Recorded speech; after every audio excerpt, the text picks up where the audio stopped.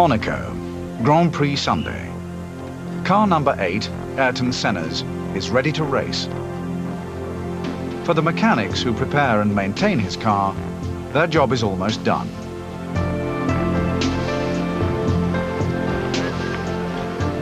I don't think it's glamorous at all. You only see in Europe the airport, the circuit, and then you're back to the airport again. I like race day, I must admit. It always gives me a buzz. If I lose that, then I'd stop racing. You concentrate on what you're doing. Even though there's a lot of distractions, you have to try and put the blinkers on and block things out, especially when you're doing everything in a bit of a hurry during a session, that sort of thing. You have to work quickly and you have to work accurately. But you need to be able to do it and know damn well first time that the job you've done is good and sound. I don't go around thinking, oh my God, this is, if I don't do this properly, this is going to be a disaster and that. I'm always very confident with what I do. At this event, the mechanics have had their work cut out. 3 days ago in practice, Senna suffered a massive crash.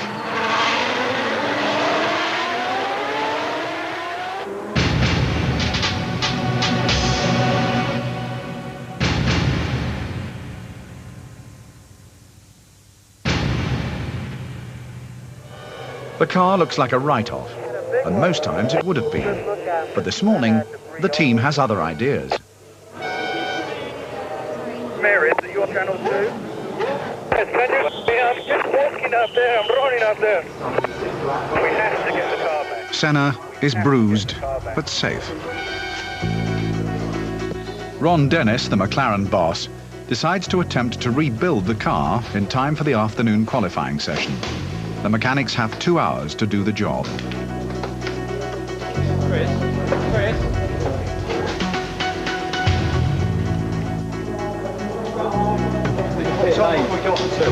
As long as you want, we can get out during this practice.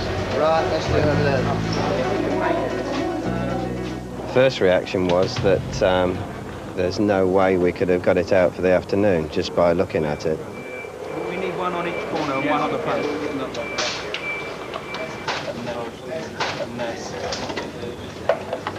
It's been a long time since I've seen a car broken in such a state, one of our cars broken in such a state, and your immediate reaction is, well, there's just not a possible chance that we can fix that for the afternoon. We're going to set it up here. We've got the marks of the other car, but we need Giorgio back here, over. I think the way we did it worked quite well, was that we put a couple of people on what we call each corner, and Dave was at the front repairing the nose and master cylinders, etc., etc. I think I picked the worst corner because I was the one who had a problem, and if anything, I was the one that was the last one finished, so I mean, it didn't sort of look too good on me, I don't think, at that point. Can you take the CV out? Just leave that right here.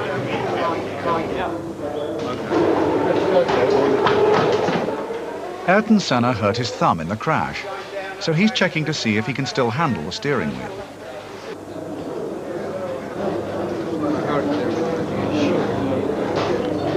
We can move it over onto these ones.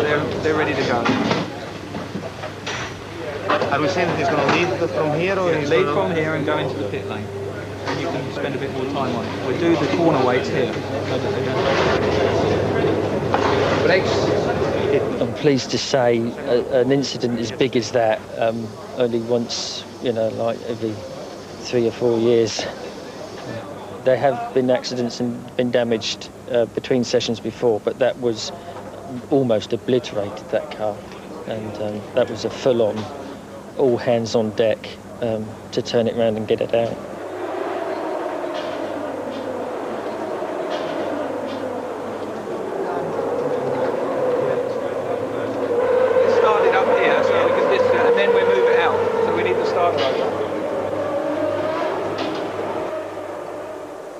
the surprise and even congratulations of their rivals on the pit lane, the mechanics get Ayrton Senna's car back on the circuit for qualifying. Basically, that's where we earn our money. Getting the car out as quickly as that in those circumstances, and it was raining and it was wet inside and it was uncomfortable, but the job's there to do, so that's how we basically earn our wages most of the time. Thanks to his mechanics, Senna qualifies third on the grid. Then, in the same car, he goes on to win the Monaco Grand Prix for the 6th time.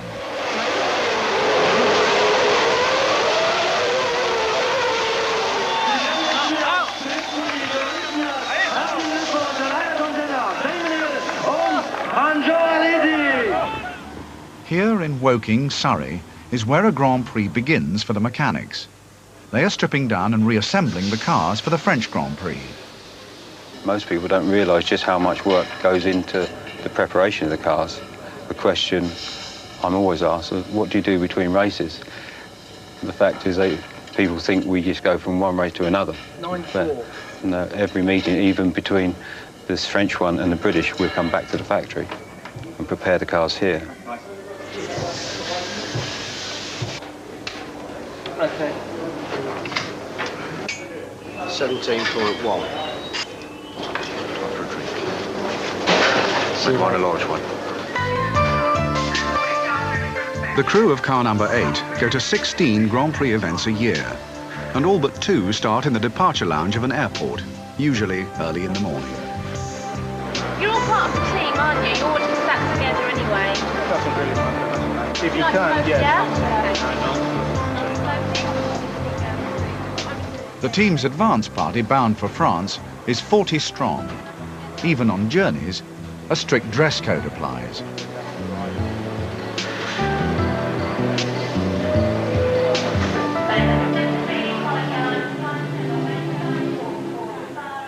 It's the start of a long day for David Crabtree.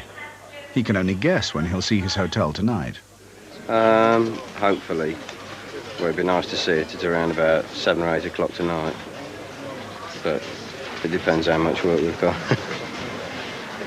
Well, possibly a lot later than that. May I have your attention, please? Monaco Airlines are pleased to announce the departure of their flight MON 1116 to Clermont-Ferrand. What's on there? I don't know. It says Senna's toughest test. What is it? His new girlfriend.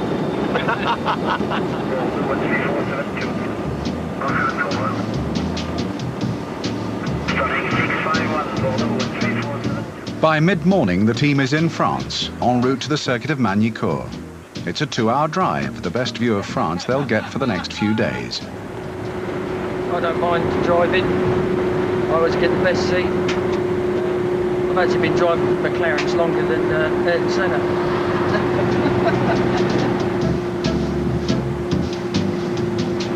Well, they may not admit it, but I expect about 50% of the mechanics down the pit road are frustrated racing drivers, and would all like to have a go given the opportunity.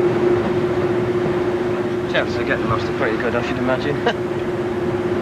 To be quite honest, we can get lost in places we've been to for 10 years, so we've only been to this circuit like a couple of times. We're close to the circuit.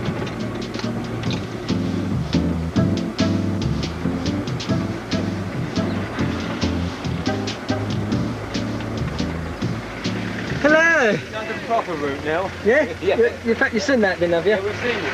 Okay. 2 o'clock, and the circuit at last. All the Formula One teams are fond of uniforms. They contribute to the brand image of the team.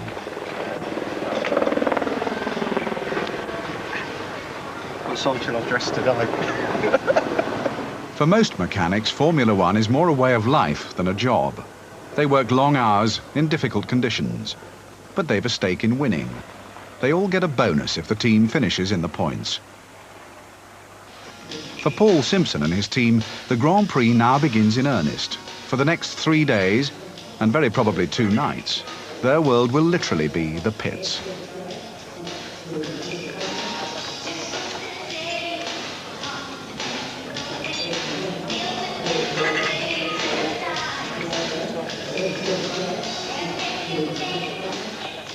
One of the first jobs is to satisfy the scrutineers who enforce the rules. Did you bring any over? Even the driver's uniform and helmet are inspected. Formula One is a minefield of regulations. Breaking them can mean stiff fines or loss of championship points.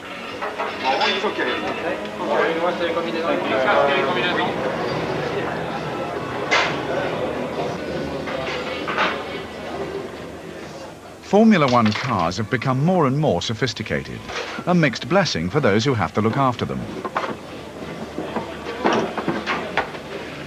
After each day's session will come the real work, when the setup of the cars is changed. It's quite technical, and it's not as tidy as you'd ever like it, that is for sure. Get rid of it all, get back to a proper racing car. The nightmare for us is that all the wires, there's so much wires that can cut on any little sharp piece, and we have to watch all the time. I mean, everything is chafing and cutting, and it's just almost impossible to see everything underneath all the time. So many sharp edges. It's a nightmare. If we have a big disaster, it's a lot of work to prepare for another run. Here you go, old friend. Sit there, old chum.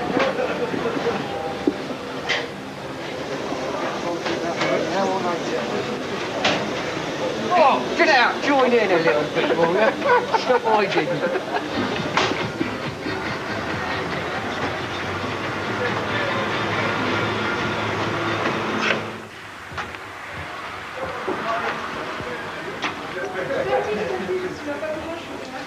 At 7:30, the crew check into their hotel. It's probably the only early night they'll get. Mr. Simpson. Mr. Crabtree. Mr. Crabtree. Sharing with Mr. Goodham. What are you doing tonight, Gus? Me? I'm going out with, Shaking. perhaps if I found the right room, I think it might help. Yeah, I'm going to see him. To eat or drink, or? Yeah, to eat. But, I still haven't got the right. I am.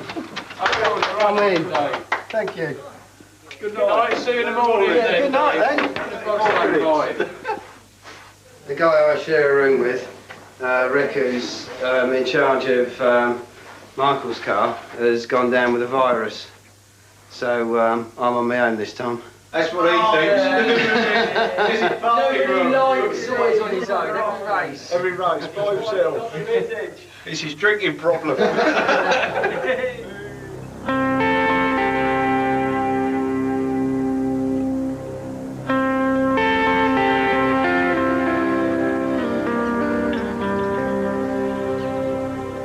Friday morning, the McLaren team are the first at the circuit. Ahead lie 2 days of practice and qualifying, and then the race. After each day's session will come the real work, when the setup of the cars is changed.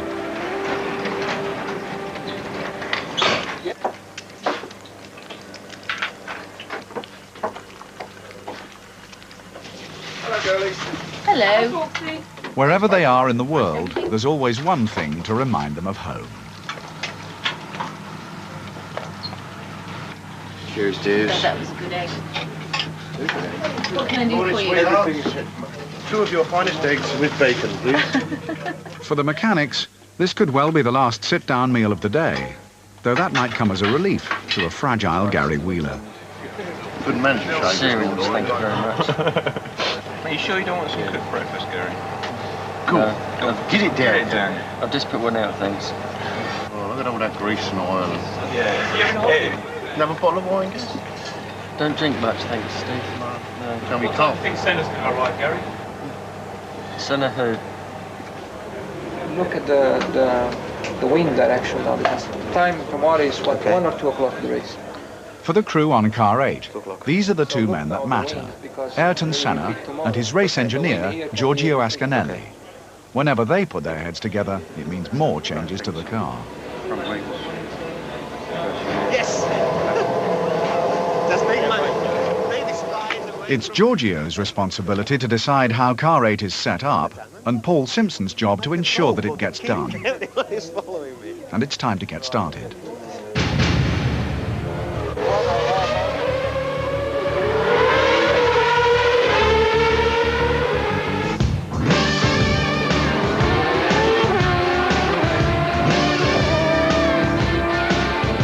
Two runs, and the last run of the day we change tires again.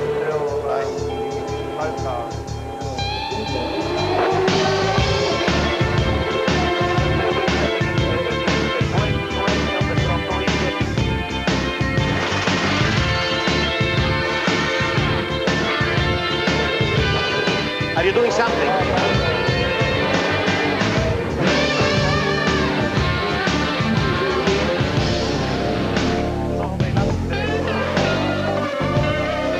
So now, for the next set of tires, you want to correct it like this.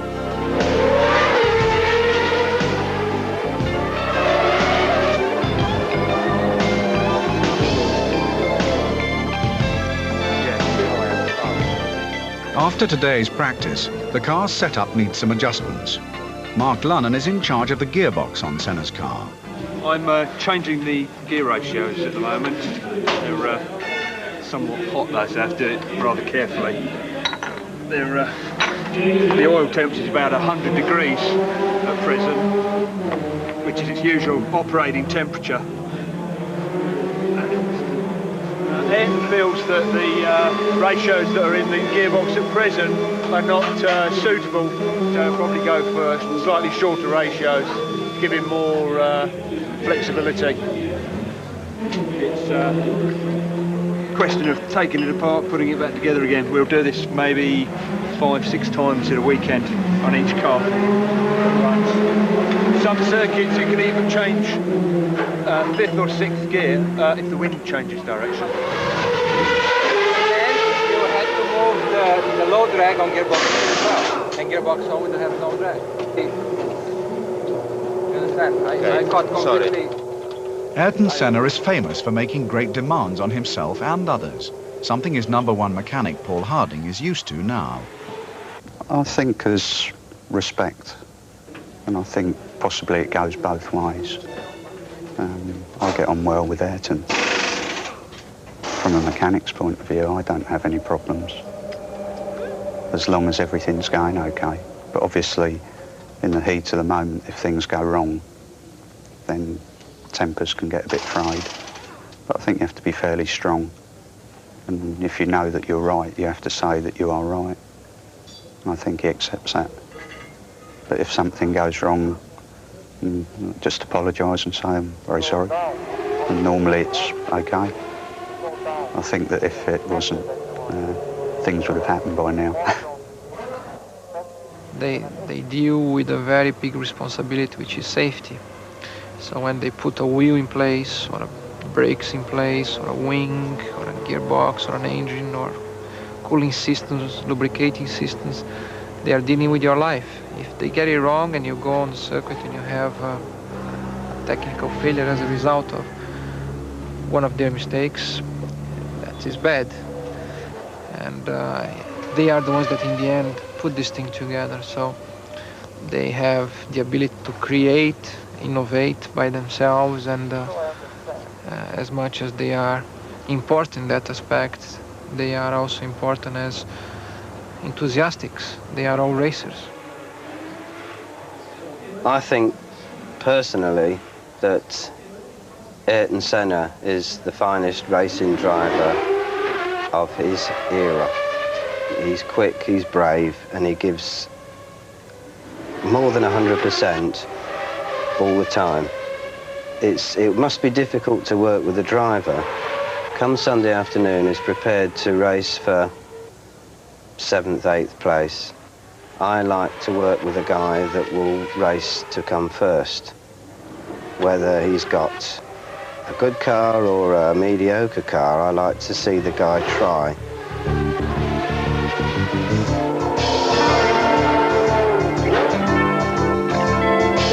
If I disable segmentation, I will disable low drag. You have to remember to do it on your own, auto low drag, if you are on position 1. And as soon as you click in position 2, it's going to come up.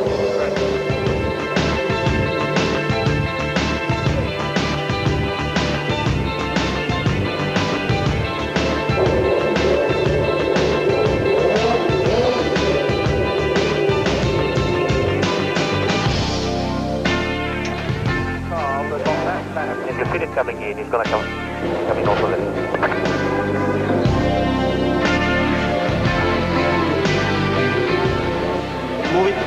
Move it, follow to there. There, exactly there.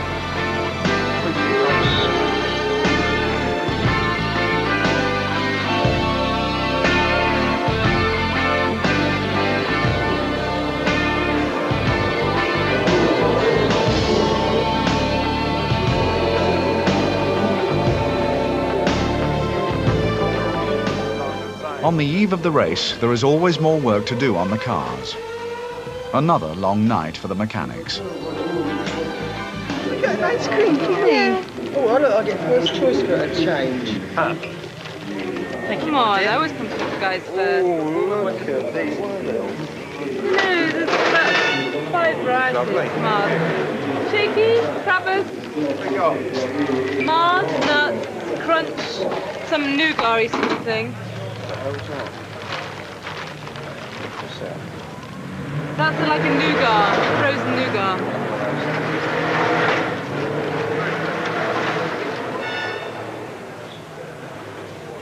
I don't like this, it's got nuts in. There is a long list of mechanical jobs to be done and many setup changes. Now we're going to take the engine out. We put new engine in, new radiators, new gearbox, new brakes, check the fuel system. It's a complete rebuild now. What's left of the old car then? Just the chassis and the front suspension, if that's okay.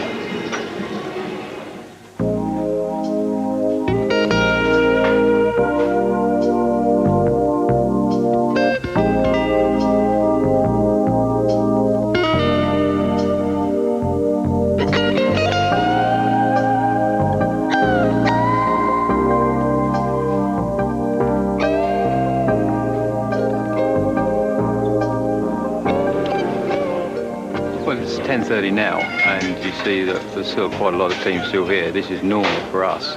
On a good night, we'd be just putting down the shutters, but we've had a few hitches along the way, so it's going to be probably, before all the team leaves, it's going to be probably another couple of hours, I would think.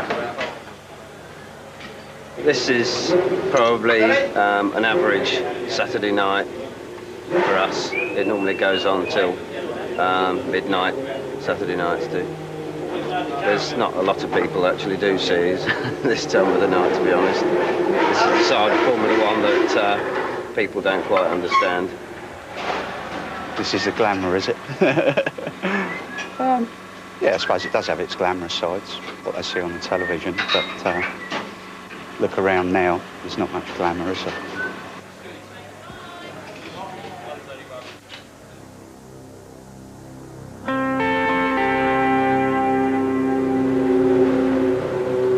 Race day for the mechanics begins with tyre change practice.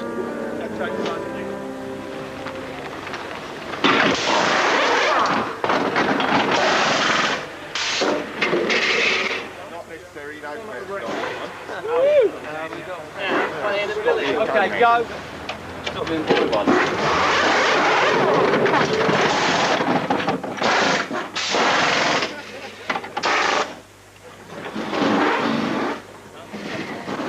Mechanics do the tyre stop and the truckies. Gary does the right-hand front wheel gum. David does the taking off of the left rear. I do the wheel gum on the left rear. And Mark does the right rear. He does the taking off. That's the 4 guys off of our car. And then all the other guys do the other jobs as well. It's pretty important for testing out all of the equipment, and also for us as well, to get us into the swing of things, ready for whatever happens this afternoon. Because you're involved in it then, you're involved in the race, and you can, on occasions, pick up places if you do very good pit stops, if the car that's in front has a slower one. So you contribute sometimes to an overtaking manoeuvre.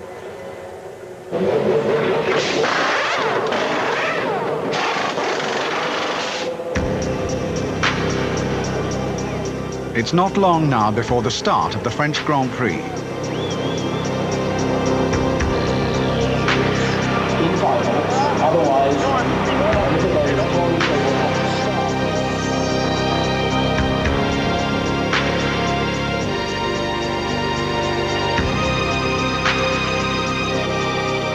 Right up to the start, work goes on. For the mechanics on car number 8, their job is almost over.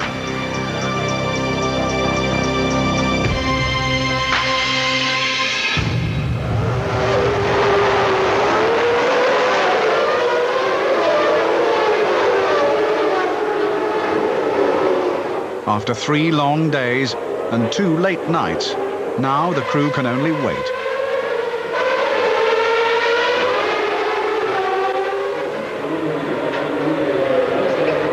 As their driver fights it out in front of the crowd, in the pits, the mechanics of car number 8 have a very different view. Most of the time you can't even see the race going on, but you've got to be ready. We're always listening to the driver on the radio anyway, and you've always got to be ready in case he comes in, exits the last corner with a puncture. Some circuits you can see a little bit, and you can see maybe the turn and that. Some circuits you can see nothing. So you just stand around and have a chat and watch the pit boards. If you watch the pit boards, you get some idea of what's going on during the race and how we're doing. You have to be sort of prepared for tyre stops, and they can come quite quickly. You know, there can be a shout at the last minute, and the car can be in the pit lane, which is pretty good because it happens so quickly. You don't have much chance to think about it. Just do it.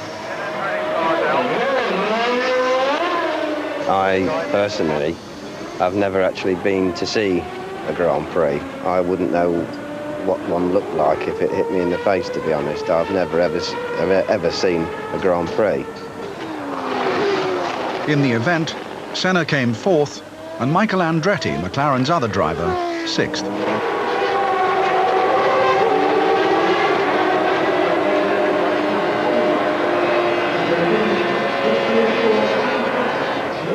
Two cars in the top 6. I think we're pretty happy with it. Billy on Michael's car is, yeah, Billy's well chuffed with his 6th place. He's well happy with that this weekend. So, all in all. So all that late night work. Don't say it was worth it. Don't ever say it was worth it.